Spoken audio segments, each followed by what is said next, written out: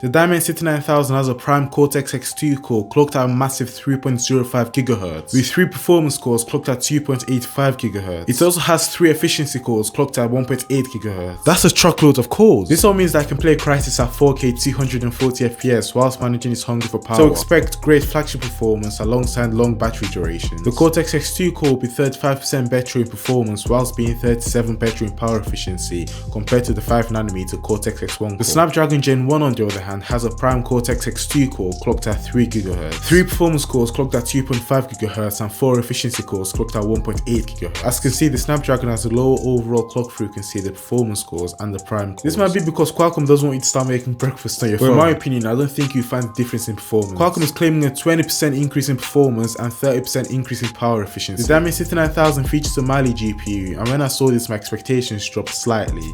Well, not slightly, but quite a lot. This is because we all know that Mali GPUs are horrendous. I mean, they're hotter than Kylie Jenner. They were and still are the reason why the Exynos chips are behind the Snapdragon. But you know what? I'll give the Dimensity 9000 a chance to see if they can pull something off with this 10-core Mali GPU. Mali GPUs aren't bad in terms of laggy performance and underperforming, but instead, they run so hot that I can fry my bacon for my breakfast on them. This might be just a Samsung thing where the Mali GPU overheats and throttles, but after experiencing the Exynos 990, yeah, my expectations are quite low. However, the claims of this Mali GPU surpassing the Adreno GPU in the Snapdragon 888. It's saying that the GPU performance will be 35% better and 60% more power efficient than the Snapdragon 888.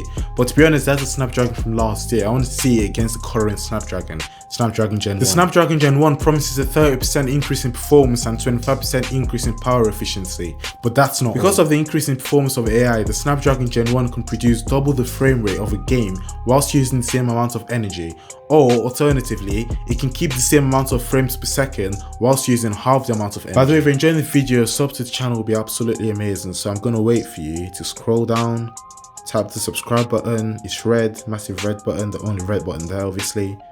Waiting. Is it grey?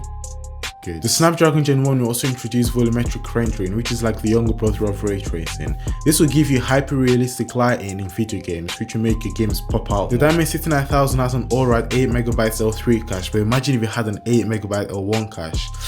That's really overkill. It also has a 6MB system level cache. This whole process is built on a 4nm chip, which will really help with energy efficiency. I know most of you have always heard about companies reducing their chip size from 6nm, 5nm, 4nm, but you guys never really understood what this meant. Well, here's a quick lesson. The bigger the chip size, the further current has to travel from point A to point B. This longer distance of travel means that resistance and heat builds up. So reducing the size of a chip means that there will be less resistance and heat build up because the current has to travel less distance. Qualcomm has also gone full blast when it comes to image quality. The ISP or image signal processor now captures up to 4,000 times more camera data than the previous Snapdragon 888. So those pimples you're trying to hide, they're going to show themselves. It also enables you to shoot in 18-bit RAW compared to their previous 14-bit RAW. All this power means that you'll now be able to capture a whopping 240 12-megapixel photos a second in all your burst shots. You'll be able to record 8K HDR10 plus 30 frames per second video, and of course you'll get better low light performance. You know how Apple limited the quality of their cinematic mode to only 1080p? Well, the Snapdragon can do that in 4K. Watch this video here to see why the Tab